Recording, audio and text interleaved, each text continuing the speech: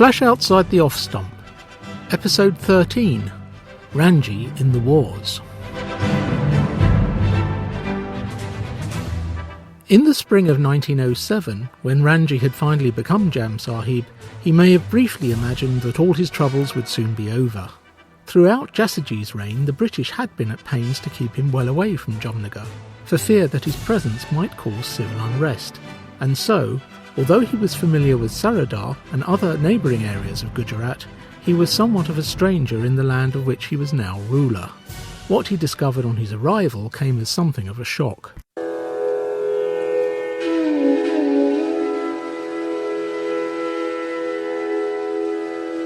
As a state, Nawanagar was abysmally poor. Never blessed with the best climate or agricultural land, it was still in the aftershock of 3 years of devastating droughts at the turn of the century. This had added to the widespread poverty in the state and had also triggered higher than normal levels of disease among the population. Ranji arrived in Jamnagar, which he described as an evil slum, to discover the death rate in the town running at about 30 a day. He also discovered that much of the state jewellery had been sold off or stolen, leaving him with the embarrassing problem of being one of the less well-turned-out rulers at his own coronation. Furthermore, alerted by his precarious financial state and profligate spending as a private individual before his accession, the British were determined to keep tight control over his finances as a prince. On paper, his new domain was reasonably impressive. It covered 3,800 square miles, an area roughly equal, the British newspapers helpfully explained to readers at home, to the combined size of Kent, Surrey and Sussex. It was home to approximately 350,000 people and had a standing army of 2,700, with annual revenues of about £140,000. Against this, the state had debts of around £80,000 at the beginning of 1907, along with a hefty loan to pay for the cost of the Jamnagar to Rajkot railway, which still had to run until 1910. Furthermore, the British imposed a Nazarana. This was a levy which they imposed on princely states not under direct rule as a token of their allegiance to the British Crown. The standard rate was 1 year's revenue. Thus, at a stroke, Ranji found his new state even more in debt to the British Raj and its bankers. Given the financial burden he was now under, the British took the opportunity to stipulate a further condition to Ranji's accession, stating that he was limited to withdrawing £2,000 a month as personal income from the state. Just to make sure that Ranji understood who really wore the trousers in the relationship between Jamnagar and the Raj, the British resident Percy Seymour Fitzgerald gave a speech at Ranji's installation. I feel that there is no need to warn you against flatterers, intriguers and sycophants. Your antecedents give me no reason to fear that you will be idle, luxurious or indifferent. It will behove you in the present financial circumstances of the state to proceed with caution at first, but as your means permit it, you should extend your railway towards Dwarka. Irrigation, forestry and the development of the magnificent harbour you have at Salaya should claim your attention, and you should be strong to maintain and lose no opportunity of extending the reforms which were inaugurated during the period that the state was under the direct administration of the British government. Be always careful of the various departments of your administration, employ the best men, pay them adequately, insist on efficiency, and do not be led by any mistaken feelings of kindness into retaining a bad man.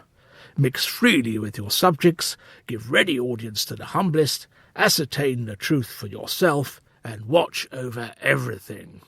Ranji dutifully replied in a speech full of cricketing metaphors that he would be a loyal and diligent servant of the British Empire. However, he didn't rush into fulfilling any of the British suggestions for his priorities as a ruler.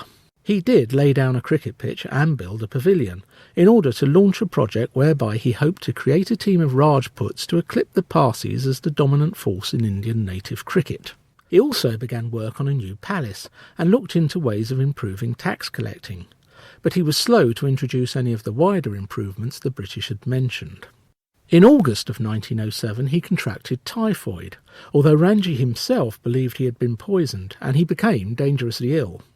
He was taken to hospital in Bombay for specialist care and lost 3 stones in weight. His doctor recommended that he spend a year in Europe to recuperate, and so it was that he returned to England in the autumn. Once in England, and out of reach of Fitzgerald, Ranji spent and entertained lavishly. He rented an opulent country residence at Shillinglee Park on the Surrey-Sussex border, the owner of which, the 6th Earl Winterton, was a Conservative MP who would one day be Under Secretary of State for India. His father, the 5th Earl, had, like Ranjitsinhji, been a Sussex player in his day. Over the course of 1908, Ranji held numerous house parties and played a lot of cricket, turning out for Sussex and the MCC, as well as hosting a number of games featuring his friends from the first-class game in the grounds of Shillinglee. Unfortunately, over the same period, he ran up enormous bills with tradesmen throughout England, very few of which he paid. Nor did he meet the running costs of Shillinglee itself.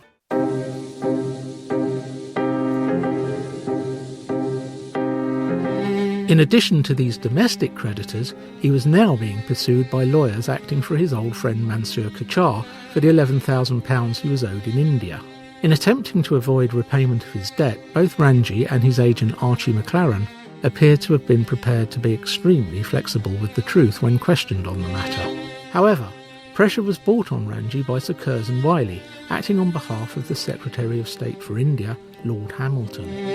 Wyllie pointed out to Ranji that his position in India would be awkward if the extent of his debts to Mansur became common knowledge, and he extracted an agreement that Ranji would repay somewhere between £7,000 and £10,000. However, Ranji's solicitors only offered Mansur £5,000, and this only if he returned all documentation pertaining to the case. They also pointed out to Mansur that, as a ruling prince, Ranji had no legal obligation whatsoever to pay him a penny. Mansur decided to cut his losses and accept this partial repayment.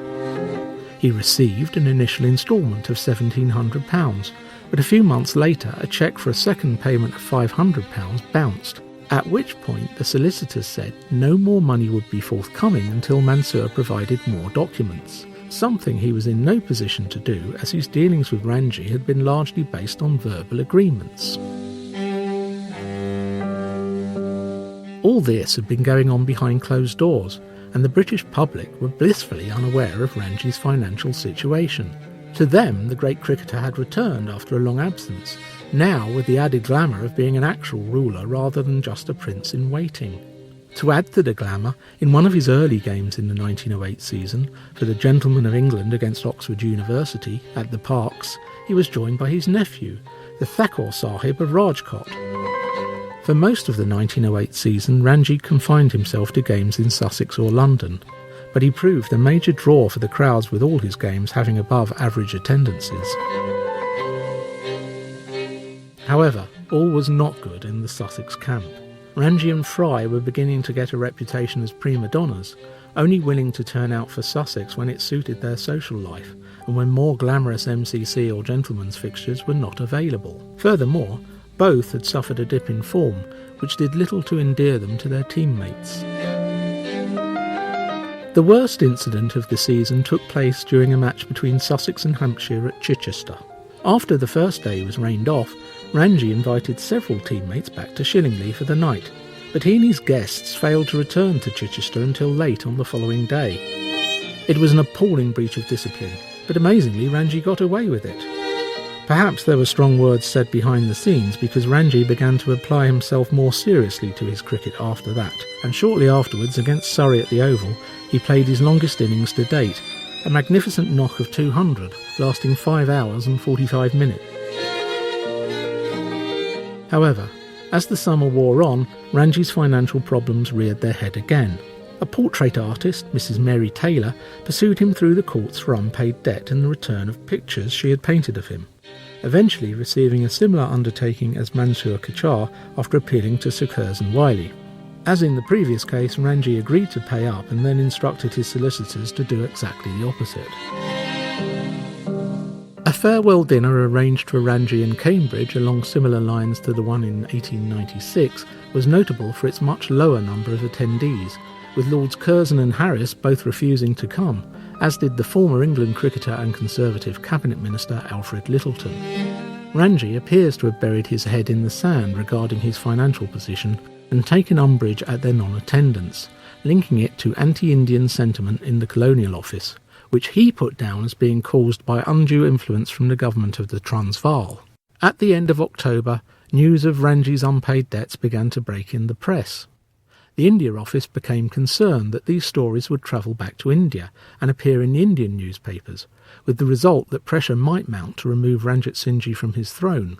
Already, rumours were circulating in England that he was finding the pressures of a ruler too much and was on the verge of abdication. By November, the story was circulating in the press that Ranji was using his position as a sovereign to avoid paying his debts to ordinary citizens, with predictable results. Ranji's response was to draft a letter to the Times complaining that the newspaper reports were part of a deliberate plan to drive a wedge between the English people and native Indian rulers. In mid-December, he left for India, with many assuming that he was running away. Ranji returned to Jamnagar to find that little progress had been made in his absence. Over the next few years, he started to gradually improve matters, but another severe drought hit the state and revenues fell further.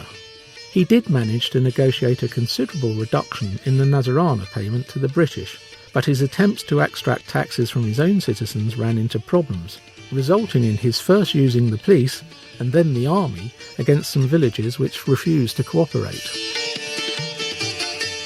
Furthermore, Ranji was keen on reaping the benefits of being Jam Saheb without necessarily living up to the responsibilities. His comfort and aggrandisement as a ruler being more of a priority than civic infrastructure projects of the type favoured by the British. In December 1911, he borrowed a further £36,000, not to improve Jamnagar, but to ensure that he could arrive in a silver coach for the Delhi Durbar that was being held to celebrate the coronation of George V. In the face of this wanton extravagance, the British decided to appoint their own financial controller to take charge of Jamnagar's coffers.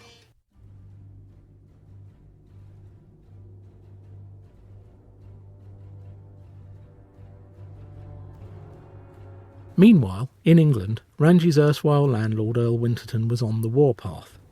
As a member of the Irish aristocracy, Winterton was able to sit in the House of Commons, where he was the Unionist MP for Horsham.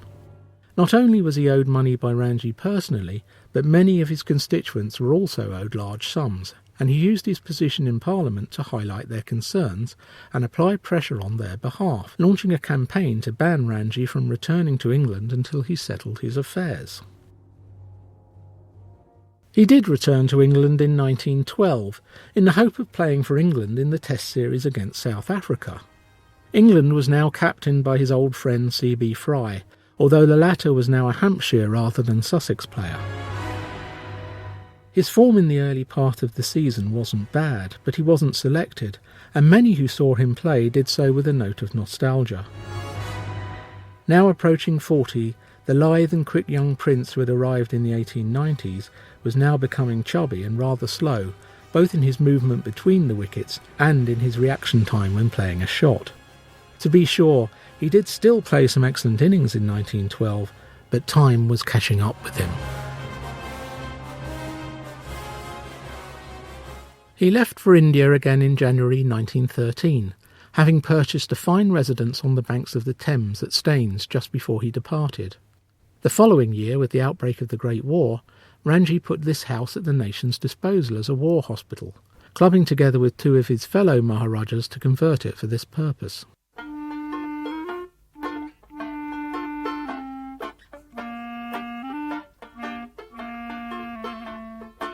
As a loyal Indian prince, Ranji was keen to be involved in the British war effort.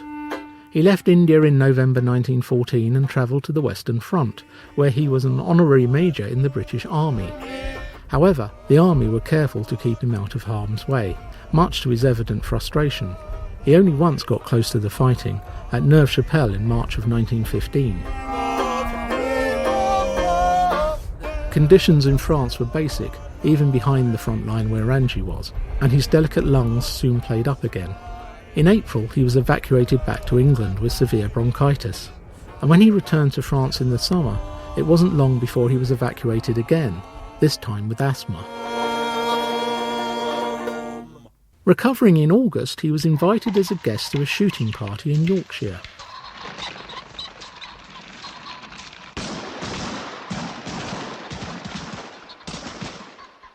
Among the guests was his longtime companion, Edith Borissow. On the last day of the month, they were shooting grouse at a remote spot on the moors when the man in the adjacent butt fired late and wildly, so that his shot went towards Ranji and Edith's position. Flinging himself in the way to protect Edith, Ranji was hit at fairly close range in the right side of the face.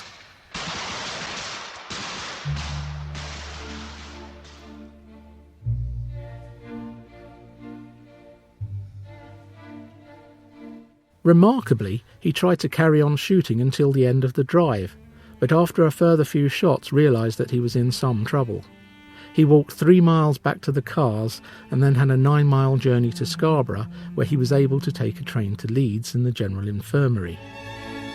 When he finally arrived, it emerged that the specialist eye surgeon was away in York, and so it was not until 2 days after the accident that Ranji was finally able to have surgery, at which point his right eye was removed.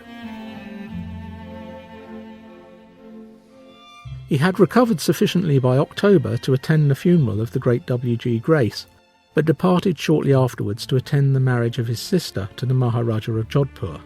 He would not return to England until 1920, when at the age of 47 he was to play his final season in English first-class cricket. By then, England was irrevocably changed by the experience of war. Society had changed and cricket had changed too, having been robbed of a generation of its finest players. In Jamnagar, Lieutenant Colonel Henry Berthon, the British administrator put in charge of Ranji's finances, had pushed through many of the infrastructure changes which Ranji had initially resisted. The slums in the city centre had been cleared and a new merchant district developed. The railway line to Dwarka had been completed and the principality at last began to turn the corner. Prosperity increased and so did revenues. By the time Ranji returned to England, he was no longer under a cloud financially, and he had been accorded various honours for his service in the war and in recognition of his principality's improved status.